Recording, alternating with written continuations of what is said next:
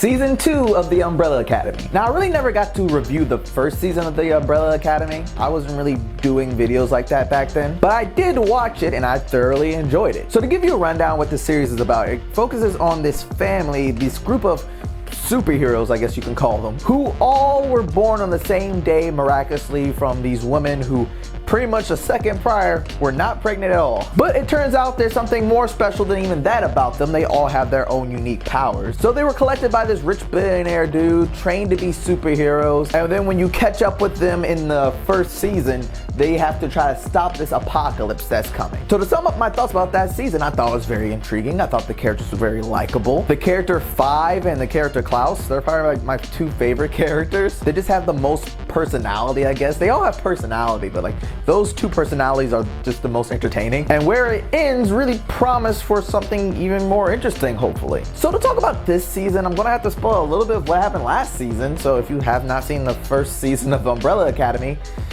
watch it, or don't if you don't care, whatever. So in this season, we catch back up with the gang, and it's 1963, because at the end of the first season, ultimately the gang, they failed to stop the apocalypse. So in an attempt to try to fix all this from ever happening, Fives, which he has the power of teleportation and time travel, takes him and his family back to 1963, but unfortunately they get scattered at different points in the timeline, so they have to kind of meet back up. But when Fives eventually arrives, he comes in on this alternate past, essentially, where the Soviets and the Americans are pretty much fighting in the middle of the streets of Texas, with his family also there fighting against them. But it all kind of abruptly ends when nukes just rain from the sky, apparently wiping out all life on Earth. Which is weird, seeing that this never happened, obviously, and the end of the world is not supposed to happen until 2019, where the first season ended. So now Fives has to travel back again, this time 10 days earlier, find all his family, bring them together, and figure out what causes this early apocalypse. Now, the first thing I noticed when coming into this season is that they do have somewhat of a bigger budget. They're allowed to be a little bit more flashier with some of their action scenes. And by that, I mean they're one big spectacular action scene, which is at the beginning of the first episode. Granted, that does not mean they don't have any entertaining action. It just means that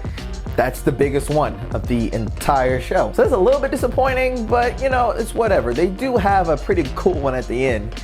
But when you compare it to the opening scene, the bar is kind of set higher and then everything else is just kind of like here, you know, just slightly under. But the characters are pretty much still as likable as you liked them last time. They still somewhat have the same quirks that they had last time, but they have developed a little bit more as characters as well, because they've been scattered at different points in time. So some of them have been there for a few months, some of them has been there for maybe a year, some of them have been there for like 2 or 3 years. And by the time you catch up with them, they've been through a lot of stuff, especially in the 1960s. Klaus pretty much started his own cult, which is not surprising, really, when you think about Klaus's character. He pretty much uses his power to commune with the dead, to pretty much do all this magic trick stuff with his dead ghost brother, which kind of rises him up to fame, which makes him accidentally start a cult, really, when you break it down. And he's constantly trying to avoid this cult from coming and loving on him throughout the entire season. I don't know, it was just hilarious that Klaus gets himself into this situation, which in one way you think, oh, it's super beneficial, people worship him. But at the same time, you see how annoyed he is and how these people just won't leave him alone. Then you got Diego, and Diego from the last season, he was pretty much like the Batman character. He was the one that wanted to be the vigilante the most and go out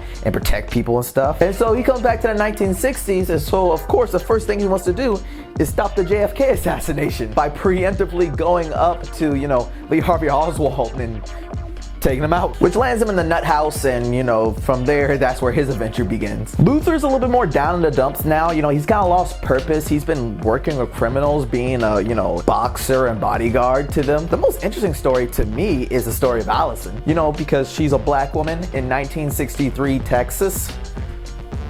So you can go from there. And usually when they're dealing with those social political things, I usually get very annoyed and stuff because they really present it in a very over-the-top manner and very unbelievable how people may act. But since it's the 1960s, you know, when they have some of these things going on and seeing how these people are treating black people, I kind of accepted it because it looked like what you've seen in the history books and on TV, where you have people just saying these obscene things and throwing and pouring stuff on people just for wanting their freedom. So I found that story very compelling. The one story I didn't really find compelling was Vanya's, who was pretty much the most essential character in the last season. she still is, but her side plot with her being on this farm with this housewife and her autistic kid kind of is just there. But not only is it just there, they try to give it purpose in the bigger plot as things go on, but it just feels very contrived. Like everyone else's whole, side plots they have going on, it's there, but they never treat it like it's an actual significant thing to the overall plot unless it has direct ties to the overall plot. But with Vanya's subplot, it's just there, and really it's not even something that you could really empathize with her, with all the drama there. Really, the more I saw of that subplot going on, the more annoyed I got, really. They're pushing something here, and I don't have to say it because you probably figured it out. They're pushing something, and that thing they're pushing isn't the thing that annoys me. It's just the way they choose to go that route. It just had to be the most perfect situation for you not to be pretty much thinking Vanya's a scumbag for acting the way she is acting. Like, they do everything to justify this thing going on. Okay, I'm just gonna spoil it. So here's a spoiler warning. It's not significant, not really. It's there.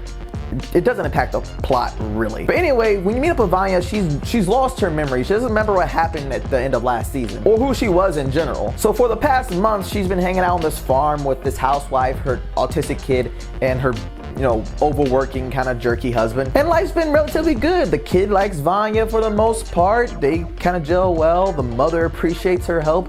The dad, he's there, he's kind of not standoffish or anything like that. He just kind of neglectful. And not in the way of like he's purposely being a jerk. He's not abusive, and he's not like, even two-timing them or anything like that. He's just kind of an idiot who just prioritizes certain things over his family. There's even a point where Vanya picks him up from a bar he got trashed at, and you see he's ashamed. He knows that something's up and something's wrong with him. He just asks her whether or not his wife is upset with him and stuff like that.